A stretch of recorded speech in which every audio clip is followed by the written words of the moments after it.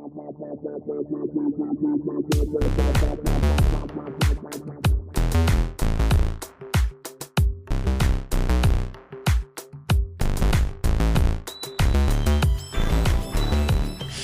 to you from the dining room table at East Barbary Lane, welcome to a special episode of Full Circle, the podcast.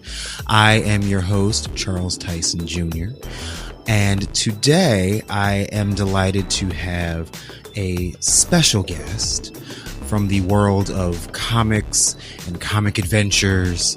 We have Bijhan Agha, who is the creator of a wonderful independent comic. And I'm just going to let her talk about it because it's fascinating.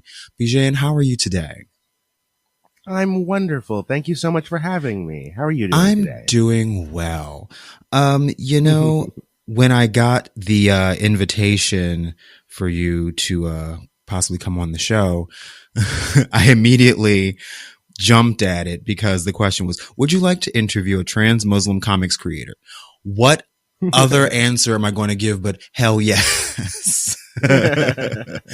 And I read the promotional chapter, the sample, and it's called Time Wars, The Adventure of Kobra Olympus. And it's, first of all, it's very cool. You know, well, thank you. The art, like the main character when she's in costume is very like vibrant and dynamic in the full burqa kicking ass, and it's a very queer story. Why don't you tell us a little bit about Time Wars and how it came about? Yeah, absolutely. So it is a very cool story as to where Time Wars comes from. So I was playing with a group of friends, tabletop role-playing games. And we had started off with things that were, you know, like Dungeons and Dragons. But we got more into the really weird stuff, like the Ninja Turtles one from the 80s and the Star Trek games from the 70s and 80s. And we wanted to do something really, really strange. So what we decided was everyone was going to put a word in a hat, and I was going to pull words out of the hat. And I was going to make a tabletop role-playing game based on whatever words got pulled out. So the words that we pulled out were time travel, vampires, superpowers, and mutant animals. And so I created this universe called Time Wars, where superpowered mutant time travelers are coming back in time and recruiting everyday people into a perpetual ongoing war against the vampiric enemy. Nice. So I started playing around in this universe, and I got to find all different kinds of niches. I wrote a book where Harriet Tubman was a superhero. Work. I'm right now working on a Time Wars Time Core that the RPG is called Time Wars Time Core. I'm working on an adventure module for that where it follows the adventures of Princess Artemisia, who was the world's first female admiral for Persia. Nice. And so I get to play with all these different ideas, and eventually I really loved comics growing up. I didn't have a lot of money, so we didn't get to get the newest comics. So in the 90s, I was going to the public library, and I was reading these big, thick, reprinted editions of classic comics from the 40s and the 50s and the 60s. And they were on cheap paper, right? Real pulpy stuff. And they had just the black lines on the pulp. And so no color. It was the cheapest possible reprint. And I poured through these things. And one of my biggest inspirations was the original run of Wonder Woman. Yes. And a lot of people don't realize that Wonder Woman was written by a polyamorous triad. Who is William Moulton Marsden, who was a psychologist who wrote the book The Emotions of Normal People, which defended kinks and being gay and being bi and all these things as being totally normal. And he had two wives who were also wives to each other, Olive and Elizabeth. And together they came up with the idea that comic books were so influential among kids that they could prepare the future for female-led leadership, for taking women seriously as leaders in a feminine way, not that they don't have to be masculine in order to be these leaders. And their whole idea with writing Wonder Woman was to present the future as a feminine-led, present a feminine-led future. So I was deeply influenced by these comics, and I wanted to explore the next niche in my Time Wars universe. So I thought, I grew up reading all these stories about white people, about straight people. Right. And wouldn't it be great if I could see a character like me? Now, the closest we had come is Kamala Khan from Marvel. Yes. Who's Miss Marvel. Yeah. I love Miss Marvel. So do I. But I also feel conflicted about the fact that she's very straight and she is not a hijabi. And most Muslim women wear scarves. Right. So it felt like we were missing a lot of the representation for most of the Muslim women. And not just Muslim women, 1/3 of women worldwide cover their hair in some way. True. Yes. It's not just Muslim women. We have Orthodox women. We have Russian women. We have Japanese women and Chinese women who cover their hair every day, and they deserve to be represented in superheroes just as much. So, I thought of the idea of her naming her Cobra after my aunt, because my aunt in Iran is named Cobra. And, so I came up with the idea of creating this character called Kobra Olympus. She's mixed race. Thank you. She's mixed race, just like me. She is unapologetically feminine. She does not aspire to be masculine or have a masculine energy. She's not macho. She is very into feminine things and being girly, but she also is a gymnast and an athlete and a martial artist. And she can bring a feminine energy to all of these things. So she gets these messages from the future, from the superhero, the time travelers that we talked about. She gets these messages from the future, and they give her technology and tools, and she has to go out and fight these vampires and the monsters that these vampires create, so that she can create a better future for her and people like her. And the first issue, we open up on a date between her and a character named Dorothy Diamond. Yes, I love that. Yeah, it was so much fun to write something that was really related to my life. I felt like Stan Lee, when Stan Lee was writing Peter Parker, he was always writing about his own experiences and his own feelings about life. And it felt really good to be able to do that same thing in a new era with a new set of experiences. Yeah, I love the story, just the little tease that you gave us. It gives me vintage Spider-Man. It gives me Buffy slash Blade. It's all of that, and it's queer. It's very cool. And so vampires are going to be the main antagonists throughout this world. Yes, but not the only ones, because they also have allies and creatures that they create. So nice. Okay. So this first issue is called The Battle of the Blood Golem. And I'm hoping it'll be the first issue of 6. So we have 6 stories planned. So we're going to be on Kickstarter. So if you go to Kickstarter.com and you search for Cobra with a K, Kobra, that will take you to, you'll see immediately the girl with a niqab punching a vampire with a blood golem behind her. It's a pretty hard image to miss. Yeah, it's the only comics project with a cobra in it right now. And so if you go there, you can support the project. It's $6 an issue, and if you go up, if you go buy more issues, it gets lower in price per issue. We also have a digital edition in both English and Spanish for just $2.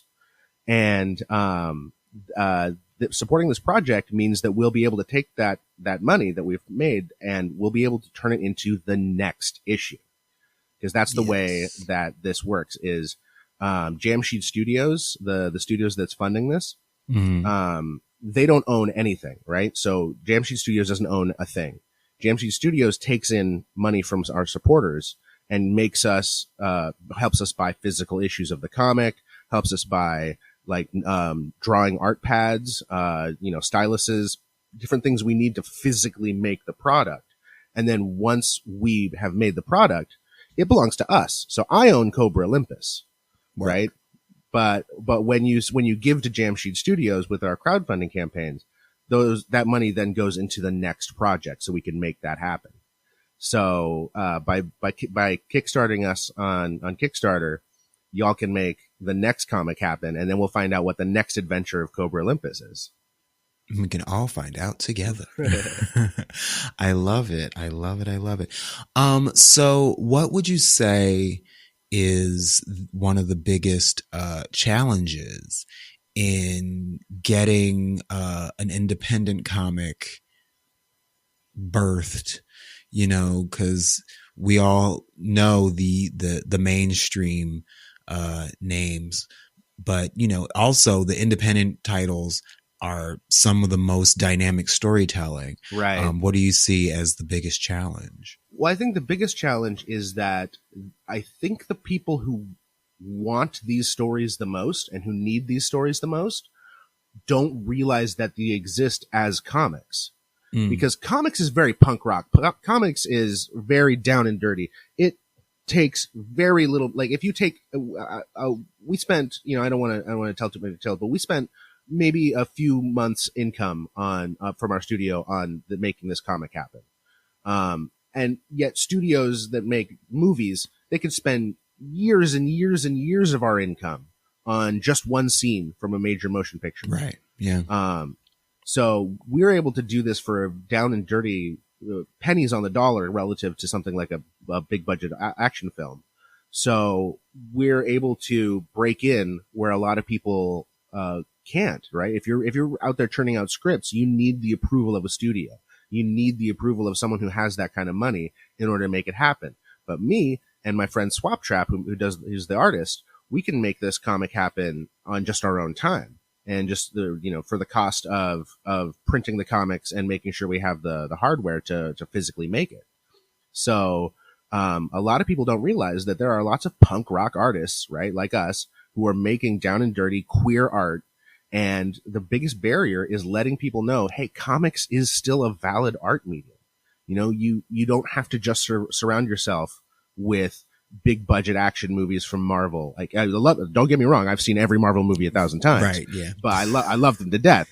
But it doesn't have to be your only option. There are inexpensive ways to support independent artists that are doing amazing things. And we're far from the only ones. There are all kinds of artists doing amazing things.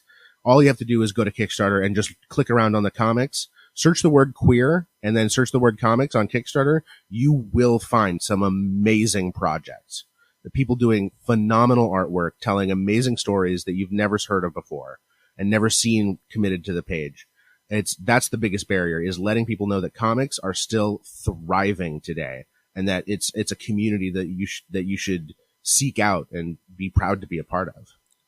I agree.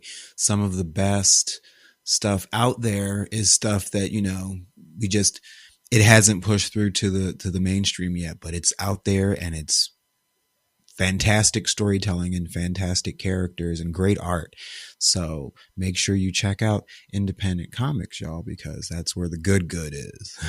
Yeah. And, and the more people who realize that comics art is a valid storytelling medium, a rising tide lifts all boats. They'll start, what you'll find once you start reading these comics, you'll want more. And it's a really affordable hobby, especially independent comics and especially in digital format. It's really affordable compared to a lot of other hobbies you can have. Yeah. So is Wonder Woman your favorite comic character? Well, I think today she resonates with me the most because of my queerness and my femininity. But I definitely did have a large swath of my life that was devoted to Spider-Man. You gotta respect the Peter Parker. That's my number one, yeah. Yeah. And I was an adult when Miles Morales came out. So I didn't have the history of reading his comics, but I have loved everything I've read of him since then. And I adore the Into the Spider-Verse movie, and I'm so looking forward to the next. So Spider-Gwen is, again, that's one that happened a lot later in my life. So I didn't have an attachment to it as a child, but now is one of my favorites. Mm-hmm. As a kid, it was mostly Spider-Man, X-Men, Wonder Woman, and Batman. Those were the big four for me. Okay, so same. Yeah. And you can see a little bit of queerness on each side and a little bit of action hero on each side, because the X-Men are definitely queer coded. There are, it's a better analogy for queerness than it is for race, because they can be born into any family. You segregate them after they start expressing themselves midway through their lives. And Spider-Man was a strong metaphor for being different in any kind of way. And I think that's one of the reasons why Miles Morales is such a successful Spider-Man, is because he's even more estranged from society than Peter Parker is. Exactly. But yeah, Wonder Woman was a huge one, specifically the Golden Age comics. Now, there's actually a neat story about Wonder Woman. Until 2014, people thought that the author of Wonder Woman, the original author of Wonder Woman, William Moulton Marsden, they thought that he had written the last 12 issues of his run as under the pen name Charles Moulton. They thought that he had written them on his deathbed when he was suffering from polio. But those 12 issues were actually written by one of the typists at the art studio, Joy Hummel. She used the same pen name, Charles Moulton, but we only found out in 2014 that Joy Hummel was the first woman to write a Golden Age comic and the only woman to write Wonder Woman for a long time. Work. But those comics, the works of Charles Moulton Marsden and Joy Hummel, those were really formative for me. And I love those comics because they're so imaginative. They don't exist in a broader world, right? In their world, Superman and Batman do not exist. So It is just a world where she is the only superhero who's ever existed. And there's a story told entirely from the perspective of a tree. There's a story where she, fights Nazis and who are trying to steal milk from babies. And there's a story where she goes to Mars to fight Mars, the god. Oh, okay. So she goes to the planet Mars to fight the god Mars. Yeah, it's right. It's totally outside of what you would expect from storytelling in a modern comic, and I love it because it's not held to the bounds of what should be logical storytelling. It's not trying to make it seem like the real world. It's just trying to tell a great story. Right. Yeah. I know definitely Wonder Woman was a huge part of my queer awakening. Even though I didn't know it at the time, because I grew up with, the television show and Linda Carter. Oh yeah, of course. Right. And Which is on HBO Max now. Everybody go watch that. The original series? Yeah, it's on HBO Max. Go watch it. You don't know what you just did. But I remember I was like, I couldn't have been older than 5. And when I knew it was coming on the television, I would run and put on my little shorts and put on my cowboy boots. God, I was a little queer child. And I sat there and I waited in anticipation for Diana to turn into Wonder Woman so I could spin around with her. It was like that. It's a wonder. Awesome. The last one to know was me. Yeah, would you mind talking a little bit about your backstory, your origin story? Sure, of course. So my mother's family is from Denmark and my father's family is from Iran. My dad's actually born in Iran. And they met in Denmark, where she was studying the language of her ancestors, and he was a refugee from what was going on in Iran at the time. And so they moved to the United States, and they had me and my sister. And a huge part of my life was growing up with my Iranian grandmother. She was deaf, so I'm actually very autistic, but I have a really easy time communicating with people and looking them in the eyes, because with my grandma, that was the only option. You couldn't communicate with her unless you looked her in the face and saw how her face and mouth were moving and how her hands were moving.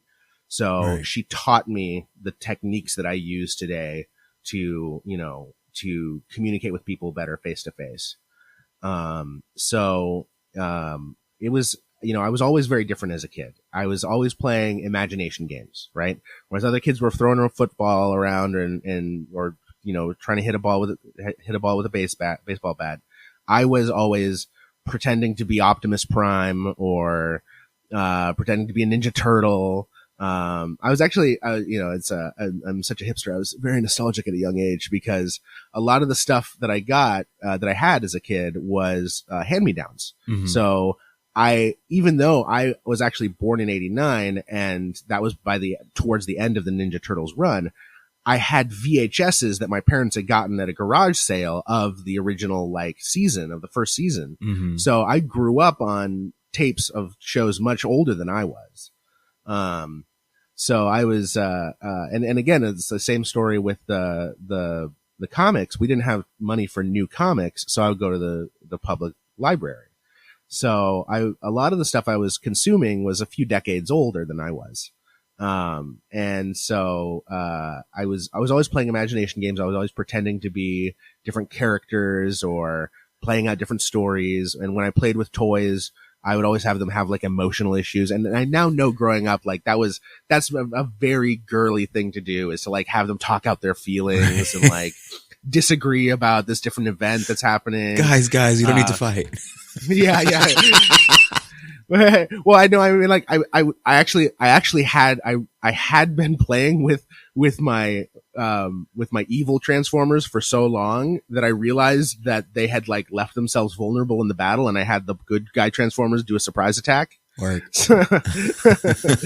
So yeah, I would play with the Transformers and I remember very distinctly, I really liked Power Rangers, but I had a specific fantasy of Kimberly the Pink Power Ranger being my big sister, because I didn't have a big sister. Nice. And I had this, and I would have this fantasy that she was like my make believe big sister.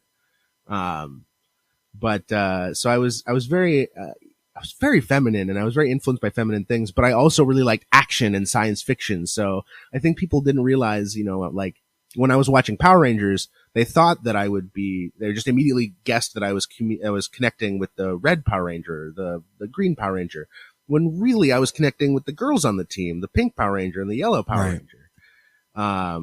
And with the Ninja Turtles, I liked the action scenes, but what was really interesting to me was their relationship to society, because they were such outsiders. They lived in the sewers. They ate garbage, that spoke to me, and the feeling like people don't understand. I'm like a mutant, I'm like a mutant. So I relate to them being mutants. Real quick, who's your favorite turtle? Raphael. Attitude. Okay. I'm a Donatello boy. Well, the nerd. Well, it should be no surprise, since I like Raphael, I also, Bianca Del Rio is my favorite queen from Drag Race. Hey, you can't go wrong. She's the Raphael of Drag Race. That's accurate. I never would have thought of that before, but that is accurate. I'm sorry. Continue. But that was another thing, is that when I got older, I would watch Drag Race, and I'd be so enraptured by it. I was like a late teenager, early adult when that was really kicking off, and I was so enraptured by it, and I didn't put it together that it had anything to do with who I was as a person. I identified with the queens on the show so much, and yet I wasn't dressing the way that I wanted to, and I wasn't expressing myself the way that I wanted to, and I just felt like that was for other people. I was so used to being an outsider that I didn't see that as being a part of who I could be. And it really was superheroes. It really was superheroes. And I credit the fact that I was able to come out when I did to the fact that in the MCU, superheroes don't have secret identities. They did away with secret identities. Peter Parker was the only one who had any secret identity for any amount of time, and they killed that pretty much. Although I guess they kind of redid it. Anyways, doesn't matter. Right. Point is, I never thought in about the that, MCU, right, yeah. In the MCU, people were wearing their suits and they were saying, "This is who I am. Really, this isn't a fake persona that I'm projecting. This isn't a false identity that I'm assuming. I am Tony Stark, and Tony Stark is Iron Man." Right. You pulled that out of my head. Yeah. Yeah. And so those are the same person. And so I'd gotten very used to the Batman or Spider-Man model, right? where with Batman, he actually is Batman, and Bruce Wayne is the act he puts on during the day. Correct. Yeah. For Spider-Man, he actually is Peter Parker, and Spider-Man is the weight of responsibility he bears every day. Right. But to finally see people come out and say, I am a superhero and this is my name, and really just lay it all out there and have that be such a normal part of superhero culture. Finally, there were superheroes. No, I don't make it clear. There were superheroes. Even Diana Prince had in the comics come out with her secret identity at points. Right. But it wasn't normal. It was always abnormal when a character did that. The MCU made it normal. And that made me realize that I could wear the costume, the clothing. I mean, I know people don't want to talk about wearing trans clothing as a costume, but oh my God, it feels like a costume in that it totally transforms how I feel about myself. Because I did theater as a kid, right? When you put on, I played Birdie in Bye Bye Birdie. And when I put on that white leather suit, you know, that totally transformed how I felt about myself. It transformed how I walked. It transformed how I moved my shoulders. You know, it transformed everything about myself. And so, a costume can be chains. It can be weights. It can be something terrible. It can be a straitjacket, but it can also be liberating. It can also be freeing. It depends on the person and the costume. Right. Right. So when I put on my clothes during the day, right now I'm wearing a gray dress with a baseball tee top, and I'm wearing a purple hijab, and that's my costume for the day. Right now I'm at home mode. I'm hanging out at home, talking to my friend, doing a podcast. I'm chilling, and being able to put on the costume that I want and be the superhero that I want to be completely transforms my power over my day. Nice. So I like it. So I came out later in life relative to a lot of people these days, but earlier in life relative to some people in the past. Right. So I think I did as, it's also, I really like what George Takei said. George Takei said that it's not really like coming out of a closet.